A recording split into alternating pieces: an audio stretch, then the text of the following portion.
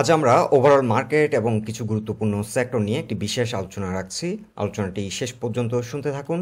আলোচনাটি শুরুতেই সবাইকে রিকোয়েস্ট করব, ডিসক্লেমার অংশটি আপনারা ভালো করে পড়ে নেবেন। পুঁজিবাজার ঝুঁকিপূর্ণ। আপনার কোনো পার্সোনাল বাই এবং সেলের কারণে আপনি যদি ক্ষতিগ্রস্ত হয়ে থাকেন, সে দায় স্টক অবজার্ভার বহন করবে না। শুরুতেই এক নজরে দেখে নেব আজকের মার্কেট চিত্র। আজ দিন শেষে সূচক বৃদ্ধি পেয়েছে 64 পয়েন্ট, লেনদেন হয়েছে 415 কোটি টাকা। লেনদেন হওয়া কোম্পানিগুলোর মধ্যে দর বৃদ্ধি পেয়েছে 320টি কোম্পানির শেয়ারের, বিপরীতে দর কমেছে 49টি কোম্পানির শেয়ারের, অপরিবর্তিত ছিল 40টি কোম্পানির শেয়ারের দর। ইন্ডেক্স মুভারে যে স্টকগুলি আজ সর্বাধিক পজিটিভ কন্ট্রিবিউট করেছে সূচকে, সেগুলো হচ্ছে BAT BC, Walton, Beacon pharma, Beximco pharma, BRAC bank, Renata, Marico, Titas gas, EBL এবং Reckitt Benckiser. Sector wise turnover যদি দেখি, বরাবরের মতোই textile, pharmaceuticals, food and allied, engineering, ceramic এই সেক্টরগুলো টার্নওভারের দিক থেকে এগিয়ে আছে। আজকের মার্কেটে যে বিষয়টি লক্ষণীয়, যদিও বেশিরভাগ স্টক পজিটিভ ধারায় লেনদেন হয়েছে, সাথে সূচক বৃদ্ধি পেয়েছে, কিন্তু লেনদেন কিন্তু কম্পারেটিভলি অনেক কমে গেছে। বিশেষ করে গত দিনের সাথেও যদি আমরা কম্পেয়ার করি, আজকে কিছুটা লেনদেন কমে গেছে। সো টার্নওভারের দিক থেকে মার্কেটের একটা দুর্বলতা রয়েছে। এখন মার্কেট যদি কিছুদিন পজিটিভ ধারায় লেনদেন হয় এবং ওভারঅল মার্কেটে যদি একটা স্টেবিলিটি আসে, তাহলে বিনিয়োগকারীদের মধ্যে কনফিডেন্স বিল্ড আপ করবে এবং মার্কেট ধীরে ধীরে মার্কেটে টার্নওভার বৃদ্ধি পাবে। এখন টেকনিক্যালি ডিএসসি ব্রড ইন্ডেক্সের অবস্থান যদি আমরা দেখি, আজ দিন শেষে সূচক 5860 পয়েন্টে ক্লোজ হলো। ডে চার্টে ইমিডিয়েট মার্কেটের জন্য যে রেজিস্ট্যান্স, সেটি রয়েছে 5903 লেভেলে। এখানে রয়েছে ডে চার্টে 20 এক্সপোনেনশিয়াল মুভিং অ্যাভারেজের রেজিস্ট্যান্স লাইন। সো এই পয়েন্টটিতে মার্কেট কিছুটা বাধাপ্রাপ্ত হতে পারে। এখন আমরা একটি ট্রেন্ড লাইন ড্র করেছি। এই ট্রেন্ড লাইনটিও কিন্তু মার্কেটের জন্য রেজিস্ট্যান্স হিসেবে অ্যাক্ট করবে। সাথে 20 এক্সপোনেনশিয়াল মুভিং অ্যাভারেজের রেজিস্ট্যান্সটি রয়েছে 5903 লেভেলে। সো 5890 থেকে 5900 এই জোনটি মার্কেটের জন্য এখন কিছুটা সেল প্রেশার আসবে এই জোনটিতে। আর এই রেজিস্ট্যান্সটিকে যদি ওভারকাম করতে পারে, মার্কেট কিছুটা গতিশীল হবে এবং মার্কেট সামনের দিকে এগিয়ে যাবে। আর যদি 5900 কিংবা 5890 এই জোন থেকে যদি মার্কেট রিজেক্ট হয়, তাহলে মার্কেট কিছুটা কারেকশন দেবে এবং কিছুদিন সাইডওয়ে করতে পারে। এখন 5900 লেভেলে আমরা একটি রেজিস্ট্যান্স পেয়েছি। এর আগের মার্কেট আপডেটে আমরা জানিয়েছিলাম যে এই যে স্পিনিং টপ ক্যান্ডেলটি, এটির পরে আমরা সাধারণত একটা হাই ভোলাটাইল নেচার মার্কেটে অনেক সময় দেখতে পাই। সো এখন যদি মার্কেট এই সপ্তাহে 5900 থেকে যদি রিজেক্ট হয়, তাহলে মার্কেট কিছুটা কারেকশন দিতে পারে। এছাড়াও আমরা এর আগে দুটো স্ট্রং সাপোর্ট পয়েন্ট মেনশন করেছিলাম। একটি ছিল 5774 লেভেলে, আর একটি ছিল ডে চার্টে আমরা দেখিয়েছিলাম 5760। সো 5760 থেকে 5774 এই জোনটিতে এখন মার্কেটের জন্য স্ট্রং সাপোর্ট। এছাড়াও আমরা জানিয়েছিলাম মার্কেট গতিশীল হবে, মার্কেট একটা শক্তিশালী রেজিস্ট্যান্স হবে মার্কেটের জন্য এখন 5980। 5980-র উপর যদি মার্কেট ঘুরে দাঁড়াতে সক্ষম হয়, তাহলে মার্কেট শক্তিশালী হবে এবং মার্কেটে টার্নওভার বৃদ্ধি পাবে। এখন মার্কেটের যে শর্ট টার্ম টার্গেট আমরা সেট করেছি, সেটি 6360। যাত্রাপথে মেজর রেজিস্ট্যান্স 5980। এছাড়াও আরেকটি বিষয় হলো, কালকের দিনে কিন্তু এই সপ্তাহের ক্যান্ডেলটি ক্লোজ হবে। সো কালকে যদি মার্কেট পজিটিভ থাকে, তাহলে কিন্তু এখানে আমরা একটি রিভার্সাল সিগন্যাল পেয়ে যাচ্ছি, স্পিনিং টপ রিভার্সাল। সো এখান থেকে মার্কেট হয়তো এগিয়ে যাবে। এছাড়া মার্কেট যদি কালকে রিজেক্ট হয়, পরবর্তী উইকে যদি মার্কেট এখান থেকে কিছুটা কারেকশন দেয়, এখানে আসলে খুব বেশি প্যানিক হওয়ার কোনো কারণ নেই। কেন প্যানিক হওয়ার কারণ নেই? তার কারণ হচ্ছে মার্কেট 7400 থেকে অলরেডি 1500 থেকে 1600 পয়েন্টের মতো কারেকশন দিয়েছে। এখন যদি ফার্দার মার্কেট 150-200 পয়েন্ট কারেকশন দেয়, এটা নিয়ে প্যানিক হওয়ার কোনো কারণ নেই। এছাড়া লাস্ট টাইম আমরা যে কিছু স্টক নিয়ে আপডেট দিয়েছিলাম, Navana pharma, Intraco, Advent, BD finance, Fortune, side power, এই পোস্টটি আমরা করেছিলাম 4 দিন আগে। এছাড়াও 9 দিন আগে আমরা একটি পোস্ট করেছিলাম মার্কেট ঘুরে দাঁড়ালে যে স্টকগুলি ডিএসসি কাঁপাতে পারে, এবং এই পোস্টে আলোচনা করেছিলাম ওরিয়েন্ট ফার্মা, আমরানেট, মালিক স্পিনিং, একমিপিএল, এআইএল, ইএইচএল এবং ইটিএল। এই স্টকগুলোর মধ্যে একমিপিএল যেহেতু তাদের ডিভিডেন্ডের একটি খারাপ নিউজ আসলো, এই স্টকটি ছাড়া বাদবাকি বেশিরভাগ স্টকই ভালো পারফর্ম করছে। এই স্টকগুলি চাইলে ওয়াচ লিস্টে রাখতে পারেন, কিছু কিছু করে আপনারা অ্যাকুমুলেট করতে পারেন। আর এ ধরনের ভিডিও যদি আরও সামনের দিনগুলোতে পেতে চান তাহলে আমাদেরকে কমেন্ট বক্সে জানাবেন। এখন ডেইলি চার্টে আমরা দেখে নেব টেক্সটাইল সেক্টরের অবস্থান। টেক্সটাইল সেক্টর রিসেন্টলি 35 এই জোন থেকে সাপোর্ট নিয়ে কিছুটা রিভার্সাল করেছিল, কিন্তু আবারও এই জোনটিকে রিটেস্ট করে এখন ঘুরে দাঁড়িয়েছে। সো ডে চার্ট আমরা লক্ষ্য করছি 20 এক্সপোনেনশিয়াল মুভিং অ্যাভারেজের উপর অবস্থান করছে। আজকে 38 পয়েন্টে ক্লোজ হলো, আর 20 এক্সপোনেনশিয়াল মুভিং অ্যাভারেজের সাপোর্ট লাইনটি হবে এখন 37.7। এখন উইকলি চার্টে আমরা টেক্সটাইল সেক্টর একটি চ্যানেল ড্র করেছি। এটা একটা ডিসেন্ডিং চ্যানেল, আর সাপোর্ট নিয়েছে 35.9। এই জোনটি হচ্ছে স্ট্রং সাপোর্ট পয়েন্ট।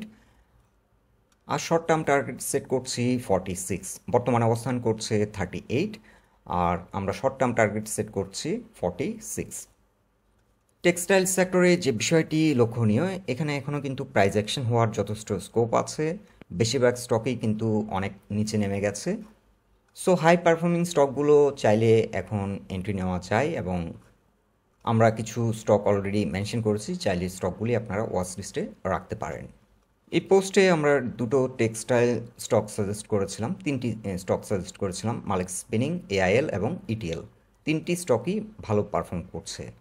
এখন উইকলি চার্টে তুলে ধরছি ফার্মাসিউটিক্যাল সেক্টরের অবস্থান। ফার্মাসিউটিক্যাল সেক্টর বর্তমানে অবস্থান করছে 385.2-তে, আর এই সেক্টরটির জন্য এখন একটি গুরুত্বপূর্ণ রেজিস্ট্যান্স হবে 393.6।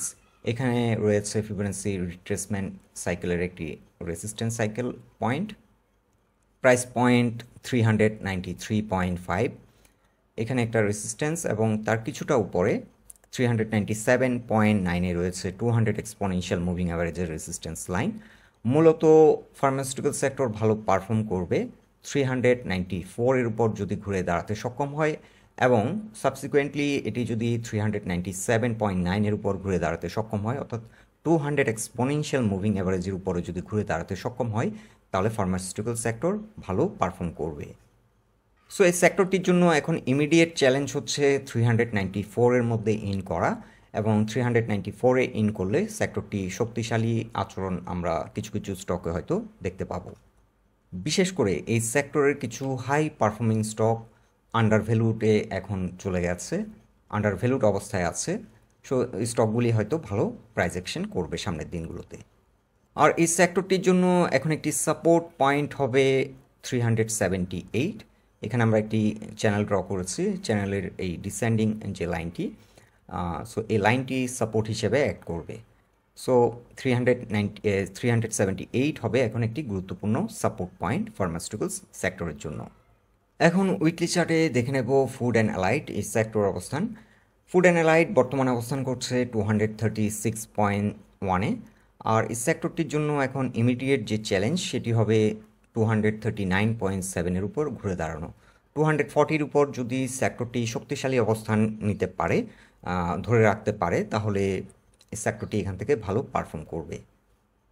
এছাড়াও ফিবোনাচি রিট্রেসমেন্ট চার্ট যদি আমরা দেখি, রিসেন্ট যে ট্রেন্ডটি, এখান থেকে 61%-এর যে সাইকেলটি সেটি ছিল 241.4।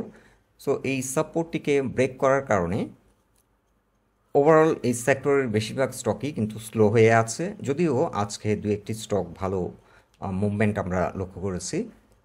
তবে এখন ইমিডিয়েটলি আবার একটা বাধাপ্রাপ্ত হবে 241.4-এ, কিছুটা বাধাপ্রাপ্ত হবে সেক্টরটি, এবং 241.4-এর উপর যদি ঘুরে দাঁড়াতে সক্ষম হয় তাহলে সেক্টরটি আরও গতিশীল হবে।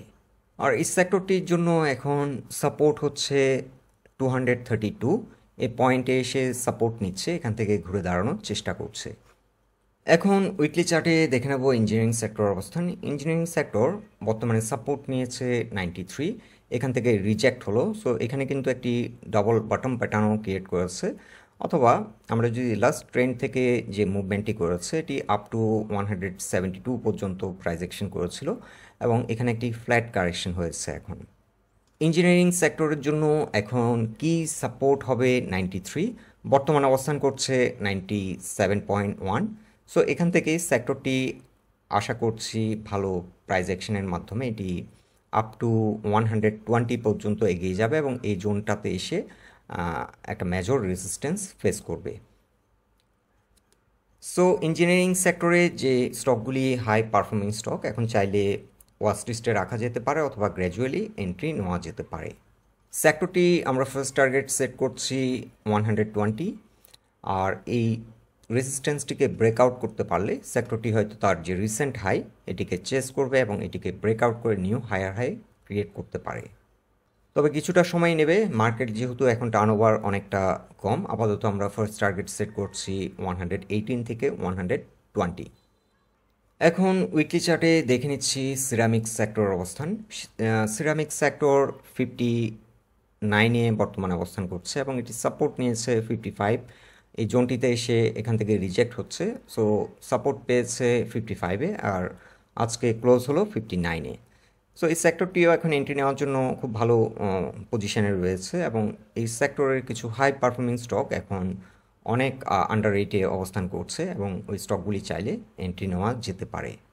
তবে এই সেক্টরের পার্টিকুলারলি দুটি স্টকে এখন লিকুইডিটি হাই, বাদবাকি স্টকগুলোতে কিন্তু এখন তেমন একটা মানি ফ্লো আমরা লক্ষ্য করছি না, অর্থাৎ সিলেক্টিভ কিছু স্টকে ভালো প্রাইস অ্যাকশন হচ্ছে।